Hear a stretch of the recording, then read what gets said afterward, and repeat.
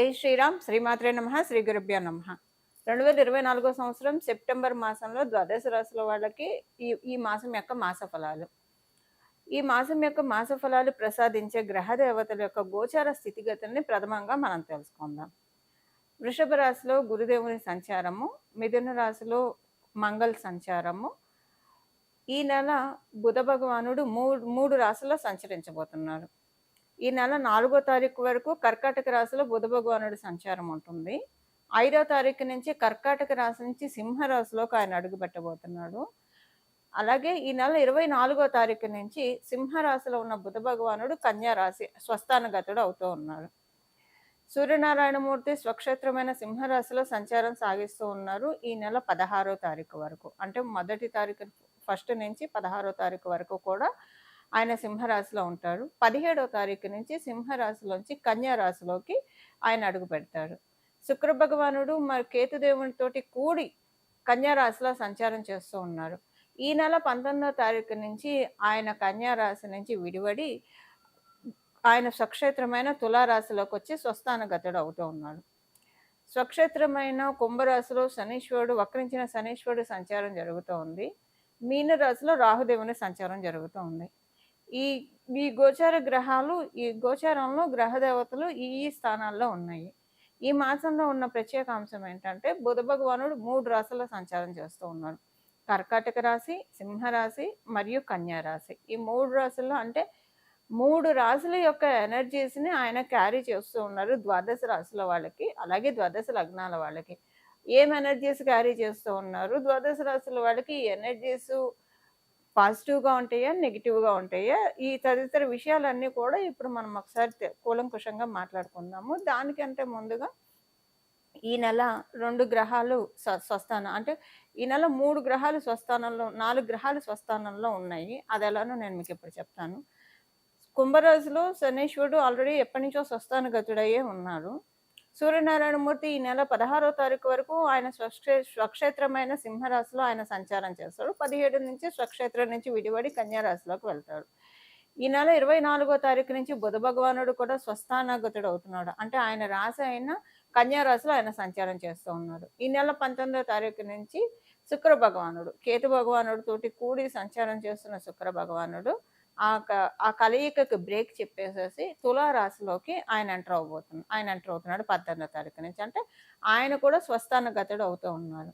ఈ నెల అంటే గోచారంలో 4 గ్రహాలు స్వస్థానంలో ఉంటున్నాయి. అంటే మధ్య మధ్యలో స్వస్థానంలో ఉంటున్నాయి. నెలంతా కూడా లేకపోయినా నెలంతా స్వస్థానంలో ఉన్నదైతే శనైశ్వరుడు వక్రించి ఉన్నా కూడా ఆయన మకర రాశి వైపే కాబట్టి ఆయన ఒక్కడే నెలంతా స్వక్షేత్రగతుడైనది. మిగతా గ్రహాలు రవి, బుధ మరియు శుక్రులు వీళ్ళు మధ్యలో స్వస్థానగతులు అవుతున్నారు. స్వస్థానం నుంచి వేరే రాశిలోకి వెళ్తూ ఉన్నారు. అయితే ఈ మాసంలో ఉన్న ప్రత్యేక అంశం ఏంటంటే మనకి ఈ మాసం చివరన కన్యా రాశిలో రవి బుధులు అంటే కన్యా రాశిలోకి సూర్యనారాయణమూర్తి 17వ తారీఖు నుంచి వచ్చేసిన బుధ భగవానుడు 24వ తారీఖు నుంచి ఈ రాశిలోకి వస్తున్నారు కాబట్టి ఇది బుధాదిత్య యోగం అని చెప్పాలి. బుధాదిత్య యోగము ద్వాదశ రాశుల వాళ్ళకి, ద్వాదశ లగ్నాల వాళ్ళకి అప్లికేబిలిటీ ఉంటుంది. ఎప్పుడైనా ఈ బుధాదిత్య యోగము కన్యా రాశిలో చాలా పవర్ఫుల్గా ఉంటుంది. అలాగే అంటే మోస్ట్ పవర్ఫుల్ అంటే బుధ భగవానుడికి అది త్రికోణ స్థానం కాబట్టి ఈ కన్యా రాశిలో పడే యోగాలు ఎప్పుడైనా కూడా మిగతా రాశుల్లో కంటే కూడా ఎక్కువ పవర్ని సూచిస్తూ ఉంటాయి. అది ఆ యోగం ఏంటంటే బుధాదిత్య యోగము. ఇంకా మిగతా రాశుల్లో కంటే అంటే మిగతా రాశుల్లో బుధాదిత్య యోగం ఉండదు. సింహరాశిలో ఏర్పడ్డా, మిథున రాశిలో ఏర్పడ్డా, మేష రాశిలో ఏర్పడ్డా, కన్యా రాశిలో ఏర్పడ్డా ఈ 4 రాశుల్లో కనుక బుధాదిత్య యోగం ఉంటే కనుక చాలా చక్కటి అద్భుతమైన రిజల్ట్స్ ఇస్తుంది ఈ యోగము. మిగతా రాశుల్లో అంత వీక్గా ఉంటుంది, అంత స్ట్రాంగ్గా అయితే ఉండదు. అయితే ఈ 4 రాశుల్లో కూడా ఎక్కువ బలోపేతమైన రాశి ఏదైనా ఉంది అంటే కనుక డెఫినెట్గా అది కన్యా రాశి అనే చెప్పాలి. ఎందుకంటే బుధ భగవానుడు ఆయన స్వక్షేత్రము మరియు త్రికోణ స్థానం కూడా కాబట్టి ఈ నెల ప్రత్యేకించి ఏంటంటే కమ్యూనికేషన్స్ అన్నీ కూడా ఈ నెల యూనిక్గా అప్లికేబుల్ అయ్యే పాయింట్ అందరికీ కూడా సర్వజనావళికి కూడా యూనిక్గా అప్లికేబుల్ అయ్యే పాయింట్ ఒక 2 మాట్లాడుకొని తర్వాత విడివిడిగా ఏ రాశుల వాళ్ళకి ఎలా ఉంటుందో మనం చూద్దాము. యూనిక్గా అప్లికేబుల్ అయ్యే పాయింట్ ఏముంటుందంటే మ్యాక్సిమం అందరితోటి రిలేషన్స్ చాలా కుదుట పడతాయి. సంబంధాలు మెరుగవుతాయి. సంబంధ బాంధవ్యాలు చాలా మెరుగవుతాయి. ఒకవేళ ఎవరైనా వాటిలతోటి బాధపడుతుంటే, అరే! మనల్ని అవతలోళ్ళు సరిగ్గా అర్థం చేసుకోవట్లేదని బాధపడుతున్న వాళ్ళకి డెఫినిట్‌గా మేబీ ఒకవేళ మీరు సమ్‌టైమ్స్ అజంప్షన్స్ వల్ల కూడా కొన్ని ప్రాబ్లమ్స్ వస్తాయి. ఊహాగానాల వల్ల కూడా కొన్ని ప్రాబ్లమ్స్ వస్తాయి. సపోజ్ ఒకవేళ అలాంటి ఊహాగానమే అవతల వాళ్ళ మీద మీకుండి వాళ్ళు మిమ్మల్ని అర్థం చేసుకోవట్లేదని మీరు బాధపడుతుంటే, అది తొలగిపోయే విధంగా కొన్ని సిట్యుయేషన్స్ క్రియేట్ అవుతాయి. అరే! నేనే తప్పుగా అనుకున్నాను. వాళ్ళు కరెక్ట్‌గానే ఉన్నారని అనుకుంటారు. నిజంగానే వాళ్ళు కనుక ఎవరైనా సరే తప్పుగా అనుకుంటుంటే వాళ్ళు తెలుసుకుంటారు. సో, ఇదనే కాదు ఎక్కడైనా ఏదన్నా ట్రాన్సాక్షన్స్‌లో ఇప్పుడు డబ్బు విషయాల్లో కావచ్చు, ఏదైనా వ్యవహారాల్లో ఎవరికైనా పొరపచ్చాలు వస్తే అవన్నీ సెటరేట్ అవుతాయి. ఒక్క మాటలో చెప్పాలంటే అందరి మనసుల్లో ఉన్న పొరపచ్చాలన్నీ కూడా మాక్సిమం కట్ డౌన్ అవుతాయి. ఎప్పుడు కూడా ఇది కలియుగంలో మనం ఉన్నాం. ఏది 100% అయితే సాల్వ్ అయ్యే ప్రాబ్లమ్ ఉండదు. బట్ 70% సాల్వ్ అయ్యే ప్రాబ్లమ్స్ ఉంటాయి. ఆ 30% అనేది అనుభవించి తీరాల్సిందే. మనం ఏం చేయలేం. ఎంత గ్రహదేవతల ఆశీస్సులు మనకు అందిస్తూ ఉన్నా కూడా 30% అన్‌సర్టెనిటీ అనేది డెఫినిట్‌గా మన లైఫ్‌ని లీడ్ చేస్తూనే ఉంటుంది. అది కలిపురుషుడి యొక్క ప్రకోపం వల్ల. ఇక కొన్నిటికి మనం సరెండర్ అయితే కనుక మన లైఫ్ చాలా బాగా ఉంటుంది. సో, ఇప్పుడు నేను ఈ విషయం అంతా ఎందుకు చెప్తున్నా అంటే యూనిక్‌గా అందరి మధ్య మంచి సంబంధ బాంధవ్యాలు ఏర్పడతాయి. సో, వసుదైక కుటుంబకం అనే నానుడిని నిజం చేస్తున్నా అన్నట్లు ఈ మాసం చివరి నుంచి మనకి కొనసాగుతుంది. అంటే 24వ తారీఖు నుంచి ఇప్పుడు నేను చెప్పిందంతా 24వ తారీఖు నుంచి అప్లికేబిలిటీ ఉంటుంది. బట్ 17వ తారీఖు నుంచి కూడా దీనికి కర్టెన్ రైజర్ అని చెప్పాలి ఈ విషయానికి. ఇది అందరికి యూనిక్‌గా అప్లికేబిలిటీ ఉంటుంది. అదొక పాయింట్. అండ్ సెకండ్ థింగ్ ఏంటంటే అందరికీ కూడా మీరు అనుకుంటున్న కోరిక ఏదైతే ఉందో అంటే ఫైనాన్షియల్‌గా కావచ్చు, ఒక గృహం ఏర్పరచుకుందామని కావచ్చు, లేదంటే చదువుకోవాల్సిన వాటిల్లో కావచ్చు, ఇలా దేంట్లో అయినా సరే మీరు అనుకున్న వాటి విధంగా మీకు అవ్వకపోతూ ఉంటే, ఈ మాసం దానికి తదనుగుణంగా మీరు ఏ పనులు చేస్తే మీరు అనుకున్న గోల్స్‌ని, మీరు అనుకున్న టార్గెట్స్‌ని మీరు రీచ్ అవ్వగలుగుతారో, అలాంటి వాటిలకి గేట్‌వేస్ ఈ మాసం 17వ తారీఖు నుంచి ఓపెన్ అవుతాయి. ఇది ద్వాదశ రాశుల వాళ్ళకి, ద్వాదశ లగ్నాల వాళ్ళకి అందరికీ యూనిక్‌గా అప్లికేబుల్ అయ్యే పాయింట్స్ ఇప్పుడు నేను చెప్పినది. ఇప్పుడు మనము అసలు ఏ రాశి వాళ్ళకి ఈ మాసం అంతా ఎలా ఉంటుంది? అన్ని రాశుల వాళ్ళకి ఈ మాసం అంతా ఎలా ఉంటుందో మనం ఇప్పుడు చూద్దాము. మీన రాశిలో పుట్టిన వాళ్ళకి, మీన లగ్నంలో పుట్టిన వాళ్ళకి. మీ తండ్రి సమానమైన వాళ్ళు. వీళ్ళు అనుకున్న పనులు ముందుకు సాగుతాయి. ఇది ఆస్తిపరంగా కావచ్చు, లేకపోతే కనుక కుటుంబానికి సంబంధించిన విషయాల్లో కావచ్చు. ఏదైనా నిర్ణయాలు తీసుకుంటే అవి చక్కగా ఇంప్లిమెంట్ అయ్యే మాసం ఇది. దీంతో పాటు మీకు ఒక అదృష్టకరమైన సంఘటన కూడా ఈ మాసం చోటు చేసుకుంటుంది. మీనరాశి, మీన లగ్నంలో పుట్టిన వాళ్ళందరికీ కూడా. మీనరాశి, మీన లగ్నంలో పుట్టిన వాళ్ళందరికీ కూడా. ఇప్పుడేంటంటే మనం ఒక్కొక్కళ్ళకి సెగ్మెంట్ వైజ్‌గా ఎలా ఉంటుందో ఈ మాసం తెలుసుకుందాము. సెగ్మెంట్ వైజ్‌గా తెలుసుకునే క్రమంలో ఈ మాసంలో మహిళామణులకు ఎలా ఉంటుంది? గృహిణులకు ఎలా ఉంటుంది? మనం తెలుసుకుందాం. గృహిణులంటే గృహలక్ష్ములు. సో, మీకు ఎలా ఉంటుంది ఈ మాసం? మొదటిగా మనం మాట్లాడుకుందాం. అన్ని సెగ్మెంట్స్‌లో ఫస్ట్ గృహలక్ష్ముల యొక్క సెగ్మెంట్ మనం టచ్ చేద్దాం. చాలామంది ఆడవాళ్ళు ఇంట్లో కంప్లీట్‌గా వాళ్ళ కర్తవ్యాన్ని నిర్వర్తిస్తూ కుటుంబానికి చక్కగా దోహదపడుతూ ఉంటారు. కుటుంబ ఎదుగుదలకి. అలా కంప్లీట్‌గా డెడికేట్ అయ్యే మహిళలుంటారు. కొంతమంది మహిళలు ఉద్యోగం, వ్యాపారం చేస్తూ ఇటు గృహలక్ష్మిగా వాళ్ళ బాధ్యతలను నిర్వర్తించే వాళ్ళు ఉంటారు. సో, 2 చేస్తూ ఉండేవాళ్ళుంటారు. సో, ఓవరాల్‌గా మనం మహిళకి ఎలా ఉందో ఈ మాసం తెలుసుకుందాం. మీనరాశి, మీన లగ్నంలో పుట్టిన వాళ్ళు. ఆడవాళ్ళందరికీ కూడా ఈ మాసం అనుకూలమైన శుభ సమయమే. కాకపోతే ఆహ్, ఈ అనుకూలమైన శుభ సమయంలో ఈ మాసము చివర్లోనండి. అంటే 25వ తారీఖు నుంచి 30వ తారీఖు వరకు కొంచెం చికాకులు, టెన్షన్స్ ఉంటాయి. కానీ ఈ మాసం స్టార్టింగ్ నుంచి 25వ తారీఖు వరకు చాలా బాగా ఉంటుంది. హ్యాపీగా ఉంటుంది. చాలా చక్కగా అంటే మీకు అన్ని విషయాల్లో చాలా బాగా ఉంటుంది. చక్కటి సాటిస్ఫాక్షన్ ఉంటుంది. ఆనందం ఉంటుంది. ఇవన్నీ ఉంటాయి. 25వ తారీఖు నుంచే కొంచెం మీకు స్లైట్‌గా టెన్షన్స్ మొదలవుతాయి. అది ఈ మాసాంతం వరకే. తర్వాత మళ్ళీ నెక్స్ట్ మంత్‌కి ఇదేం పోస్ట్‌పోన్ అవ్వదు. కేవలంగా ఆ పర్టిక్యులర్ పీరియడ్ వరకు ఉంటుంది. ఇదొకటి. ఇది మహిళా మనులకి. ఉద్యోగస్తులకి చాలా అనుకూలమైన శుభ సమయం. మీకు ఉద్యోగంలో మీకు చాలా బాగా ఉంటుంది. మంచి అప్రిషియేషన్ ఉంటుంది. ఇది మీరు ఆడవాళ్ళు కావచ్చు, మగవాళ్ళు కావచ్చు అందరికీ వర్తిస్తుంది. మంచి అప్రిషియేషన్ ఉంటుంది. పనులన్నీ చాలా సులభంగా అవుతున్నాయి. స్మార్ట్ వర్క్స్ చేస్తారు. అంటే పని భారాన్ని తగ్గుతుంది. పని భారం తగ్గుతుంది ఉద్యోగస్తులకి. ఒత్తిడి తగ్గుతుంది. పని ఒత్తిడి తగ్గుతుంది. కానీ మంచి ప్రోగ్రెసివ్ మోడ్‌లోనే ఉంటారు. So 2 at a time activate అవుతున్నాయి. ఉద్యోగస్తులందరికీ కూడా ఎలాంటి ఇబ్బంది లేకుండా చాలా చక్కగా సజావుగా వెళ్ళే శుభ సమయం ఈ మాసం. మీ జన్మజాతకం సహకరిస్తే ఇది ఇంకా అద్భుతంగా యోగిస్తుంది. మీ జన్మజాతకం సహకరించకపోయినా ఇది యావరేజ్ చేస్తూ ఉంది. అసలు బాలేదనుకోండి మీ జన్మజాతకంలో ఉద్యోగ స్థానం. అప్పుడు ఇది యావరేజ్ చేస్తుంది కాబట్టి మీకు ఎలాంటి ఇబ్బంది లేకుండా హ్యాపీగా వెళ్ళిపోతుంది ఈ మాసము. వ్యాపారస్తులందరికీ కూడా అల్టిమేట్ శుభ సమయం ఈ మాసము. అంటే మీరు చేసే వ్యాపారంలో చాలా బాగా కలిసొస్తుంది మీకు. అలాగని కొత్తగా వ్యాపారం చేయడానికి అనుకూలంగా లేదు. కొత్తగా ఉన్న వ్యాపారంలోనే కొన్ని కొత్త మాడ్యులేషన్స్ తేవాలని అనుకుంటే, కొత్త విధానాలను అనుసరించాలనుకుంటే దానికి కూడా అనుకూలంగా లేదు. యథా రాజా తథా ప్రజ అన్న చందాన మీ వ్యాపారం నిత్య దైనందిన జీవితంలో మీరు చేసుకునే వ్యాపారం వరకు మటుకు చాలా చక్కగా సహకారంగా ఉంది. ఉదాహరణకి మీ జన్మజాతకంలో ఇప్పుడు టైం బాలేదనుకోండి. గోచారంలో బాగుంది కాబట్టి అది మీకు తెలియకుండానే ఆ ఎఫెక్ట్స్ తెలియకుండానే మీకంతా కూడా చక్కగా స్ట్రీమ్‌లైన్ అవుతుంది వ్యాపారస్తులందరికీ కూడా. విద్యార్థినులకి ఈ మాసం మొదట 5 రోజులు. 5 రోజులు మీ ఫ్రెండ్స్ తోటి మీకు కొంచెం విభేదాలుంటాయి. మనస్పర్ధలుంటాయి. ఈ విషయంలో కొంచెం జాగ్రత్తగా ఉండాలి. ఎక్కువగా రిజర్వ్‌గా మీరుంటే సరిపోతుంది. సో, ఫ్రెండ్స్ వల్ల అవమానం జరగడం కావచ్చు, మనస్పర్ధలు కావచ్చు. ఇది విద్యార్థినులకి మాత్రమే జరుగుతుంది. ఇంకెవరు మీరు ఉద్యోగం చేస్తున్నారు, మీకు ఫ్రెండ్స్ ఉన్నారు. అప్పుడు మనస్పర్ధలనేది అప్పుడు వర్తించదు. కేవలంగా విద్యార్థినుల వరకే ఈ విషయం. అది కూడా మొదటి వారం వరకే వర్తిస్తుంది. తదుపరి వారాల్లో ఈ ఈ పాయింట్ వర్తించదు.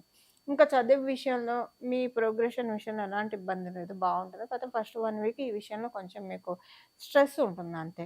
వివాహ ప్రయత్నాలకి ఈ మాసం అనుకూలంగా లేదు. మీనరాశి, మీన లగ్నంలో పుట్టిన వాళ్ళకి. సో, ఆ ప్రయత్నాలు చేయకపోవడమే మంచిది.